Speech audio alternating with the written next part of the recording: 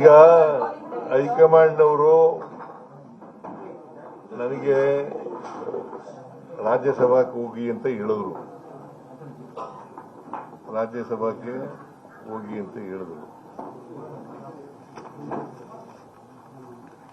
ನಾನು ಬಹಳ ವಿನಮ್ರವಾಗಿ ಆಗಲ್ಲ ಅಂತ ಹೇಳಿದೆ.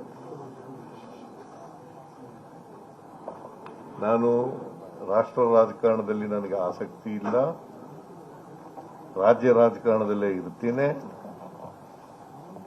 ಅಂತ ಹೇಳಿದ್ದೀನಿ. ನನಗೆ ಇನ್ನ ಜನ ಆಯ್ಕೆ ಮಾಡಿರೋದು ನನಗೆ 5 ವರ್ಷಕ್ಕೆ, ಇನ್ನ 2 ವರ್ಷ ಇದೆ. ನಾನು ಈಗಾಗಲೇ ಹೇಳಿದ್ದೀನಿ,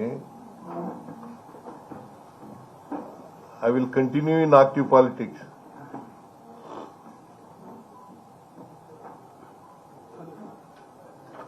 ನಾನು ಕೋಮು ಶಕ್ತಿಗಳ ವಿರುದ್ಧ ಹೋರಾಟ ಮಾಡ್ತೀನಿ ಅಂತ ಹೇಳಿದ್ದೀನಿ.